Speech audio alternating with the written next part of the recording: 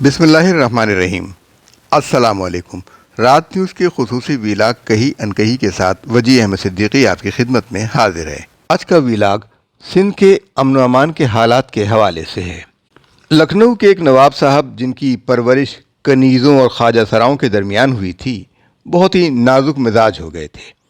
ایک دن ان کے محل میں کہیں سے سانپ نکل آیا تو ایک کنیز نے تالی پیٹ کر کہا کہ ارے کسی مرد کو بلاؤ، کسی مرد کو بلاؤ۔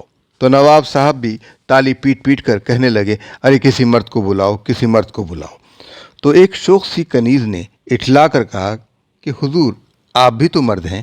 نواب صاحب نے کہا ارے خوب یاد دلایا۔ اتنے میں سانپ اپنا سر پیٹتا ہوا وہاں سے خود ہی چلا گیا۔ سندھ پولیس کے ایک اعلیٰ افسر نے ایک بیان میں کہا ہے کہ اسٹریٹ کرائم میں مزاحمت پر قتل اور زخمی کر دینے کے واقعات میں اضافہ ہوا ہے۔ لوگ مزاحمت نہ کریں۔ اس پر لوگوں کا کہنا ہے کہ سندھ بالخصوص کراچی میں پولیس اور رینجرز کی نفری کی بھرمار ہے۔ امن و امان کا قیام انہی کی ذمہ داری ہے، لیکن ان محکموں کی جانب سے اب تک خوب یاد دلایا کا بیان نہیں آیا ہے۔ کراچی میں تمام تھانوں کی دیواریں اونچی ہیں، رینجرز کے دستے بھی مکمل سیکیورٹی میں رہتے ہیں۔ اگر کوئی غیر محفوظ ہے تو وہ کراچی میں رہنے والے عوام ہیں۔ 2023 میں 126 افراد ڈکیتی میں مزاحمت پر قتل ہوئے۔ 2022 میں 111 افراد ڈکیتی میں مزاحمت پر قتل ہوئے، جبکہ جنوری 2024 سے مارچ 2024 تک 72 گاڑیاں چھینی گئیں اور 492 گاڑیاں چوری ہوئیں۔ اس عرصے میں مزاحمت کے دوران کم از کم 55 افراد ڈاکوؤں کے ہاتھوں قتل ہو چکے ہیں۔ موبائل فون چھیننے کی صرف مارچ 2024 میں 1808 وارداتیں کراچی میں ہوئیں۔ ایک اخباری رپورٹ کے مطابق کراچی کا ہر تیسرا شہری اسٹریٹ کرائم کا شکار ہو چکا ہے۔ سندھ حکومت کا سیکیورٹی بجٹ جو ہے وہ کچھ اس طرح ہے۔ گزشتہ سال سندھ حکومت نے امن و امان کے قیام کے لیے 143.5 ارب روپے کا بجٹ رکھا تھا، یعنی 1 ارب 43 ارب 50 کروڑ روپے۔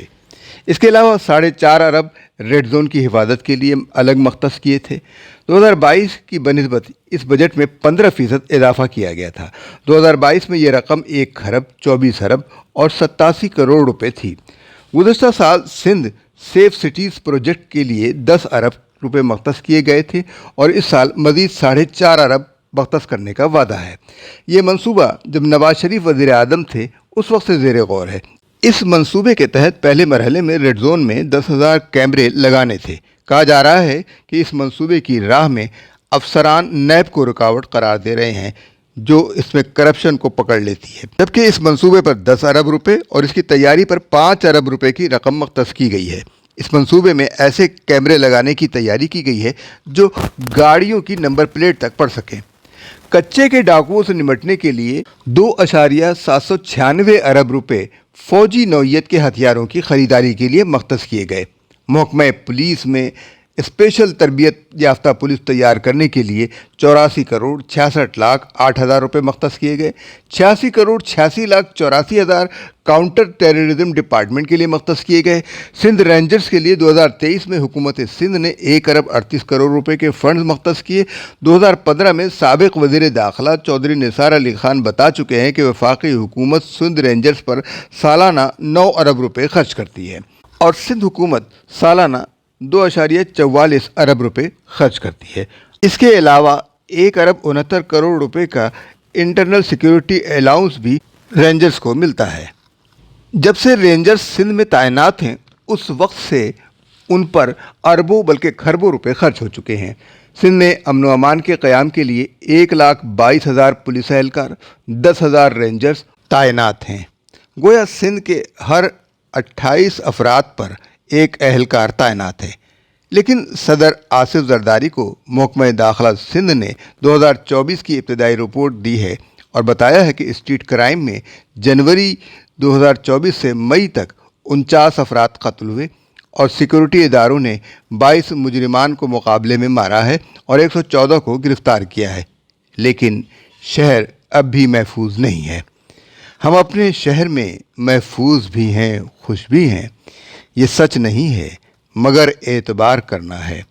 ان اہلکاروں کو، افسروں کو کون یاد دلائے کہ حضور اس شہر میں امن و امان قائم کرنا آپ کی ذمہ داری ہے، ورنہ یہ ادارے پکارتے رہیں گے کہ ارے کسی مرد کو بلاؤ، کسی مرد کو بلاؤ، اور کوئی شوخ کنیز انہیں یاد دلائے کہ حضور آپ بھی تو ہیں، اور ان میں سے کوئی یہ کہہ دے کہ خوب یاد دلایا۔